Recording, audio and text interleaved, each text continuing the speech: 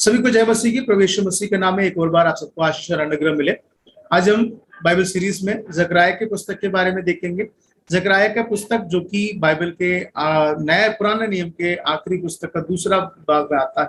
Minor profit में 11वां number में आता है। और जकरिया का पुस्तक जो है, शुरुआत में हमें इस बात को समझ में आता है कि जकरिया का जो समय काल जो है, यिर्मयाह के भविष्यवाणियां पूरा हो चुका है। जकरिया जो है देश में अब यहाँ वापस लौट कर आ गए हैं, लोगों के मध्य में वो काम कर रहे हैं।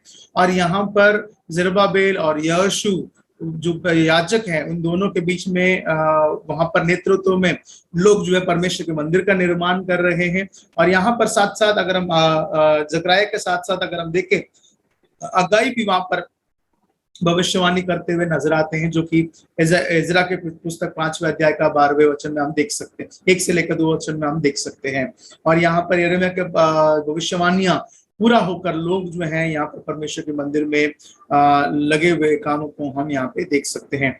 और शुरुआत में ही जकरिया जो है पहला अध्याय में हम देख सकते हैं कि किस तरीके से जो है पुराने लोगों के द्वारा, यानी भविष्यवक्ताओं के द्वारा लोगों को वचन दिया गया, पर उन्होंने आज्ञा नहीं माना। और किस तरीके से परमेश्वर ने उन्हें बंधुआई में भेजा और कैसे वहां से लोग परमेश्वर से मन फिराकर फिर से वो यरूशलेम में आ पहुंचे। इन सारी बातों के विषय में बात करता है।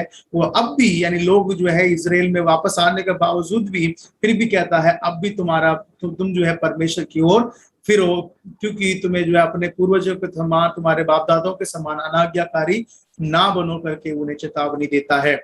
फिर अध्याय 1 के 7 से लेकर 6 वचन तक जो है कई जो दर्शन को देखते हैं। करीब लगभग 9 प्रकार के दर्शन को जकरिया देखते हैं। अगर जकरिया का दूसरा नाम अगर दें, एक दर्शन का भविष्यवक्ता करके भी हम कह सकते हैं। यहाँ पर परमेश्वर जो है बाइबल के अंदर अलग अलग समय पर अलग अलग लोगों के द्वारा, जैसे याकूब हो गया या यूसुफ हो गया या फिरौन हो गया या दानियल हो गया, इन सभी के द्वारा किस तरीके से परमेश्वर दर्शनों के द्वारा बात करता था, उसी का ही एक दूसरा एक रिपीटेशन या उसी का सिंबॉलिक चीजों को हम यहाँ पे परछाई को भी हम यहाँ पर देख सकते हैं। वो सारे दर्शन इस बात को बताता है कि वर्तमान में, यानी जकरिया के समय के वर्तमान में क्या था और आगे भविष्य में वो क्या मतलब रखता है। उन सारी बातों को हम जानेंगे।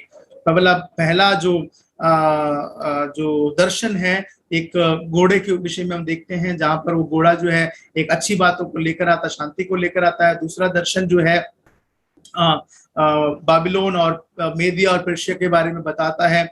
और तीसरा दर्शन जो है कि जिस तरीके यरूशलेम को नापा जाने के विषय में देखते हैं, कैसे परमेश्वर यरूशलेम को जो है मंदिर के बनावट के बारे में और वहां की जो चीजों के बारे में, नया यरूशलेम किस तरीके से होगा, यानी जो वर्तमान में बन रहा उस समय का नहीं, और जो भविष्य में होने वाली उस यरूशलेम के बारे में देखते हैं। और चौथा जो दर्शन है यहोशू के विषय में, जो महायाजक है, जिसको नए वस्त्र पहनाने के विषय में देखते हैं।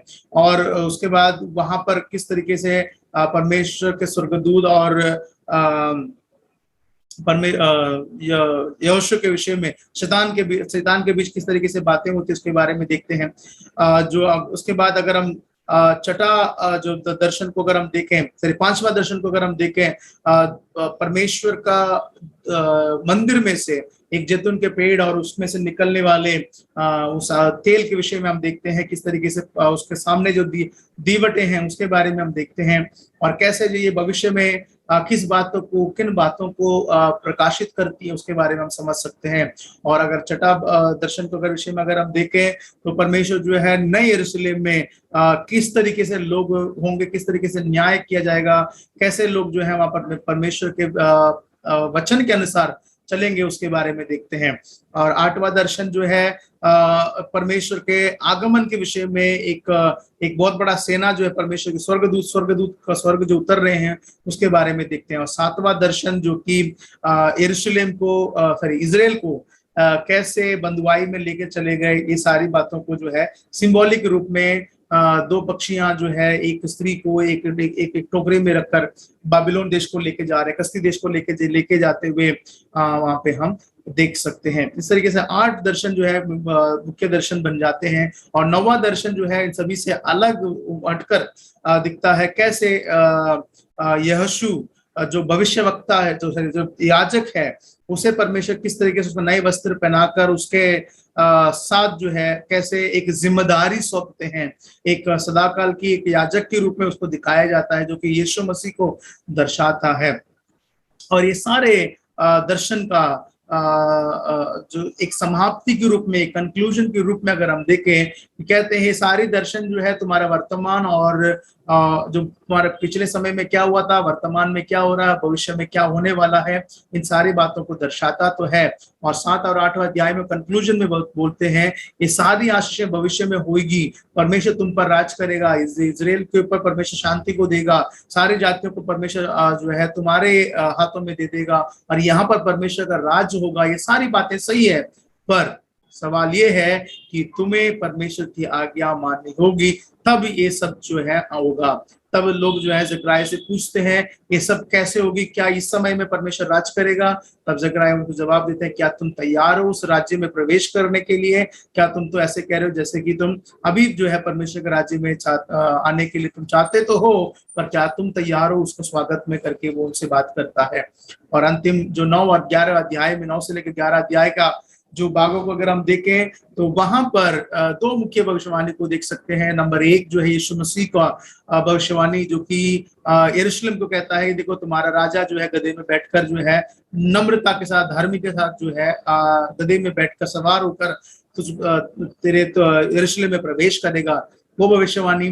और दूसरा जो है कि मैं जो है उनका एक चरवाहा बनूंगा, और परमेश्वर का लोग जो है परमेश्वर को खुद जो है तिरस्कार करते, नकार देते हैं, रिजेक्ट कर देते हैं, उसके बारे में भी यहाँ पर यीशु मसीह को जिस तरीके से लोगों ने स्वीकारा नहीं, वैसे ही नहीं स्वीकारेंगे करके वो भविष्यवाणी को भी वहां पर हम देखते हैं। और 12 से लेकर 14 अध्याय तक जो भविष्यवाणियां हैं, जो कि भविष्य के इजराइल यरूशलेम कैसे होगा, कैसे परमेश्वर के लोगों को चारों तरफ जो है संसार के राजाएं जो है आकर आक्रमण करेगी, और किस तरह मसीह जो है उतर कर आकर उनका खात्मा करेगा, और उसके बाद यरूशलेम किस तरीके से होगी, और वहां पर मंदिर से एक जीवन की नदी निकलेगी, और जितने भी जीव जंतु में सृष्टि है फिर से उन्हें हरा भरा करेगी, और हर एक राज्य जो है यरूशलेम में परमेश्वर दंडवत करने आएगी, उससे आराधना करने आएगी, उसके सम्मुख में अपने आप को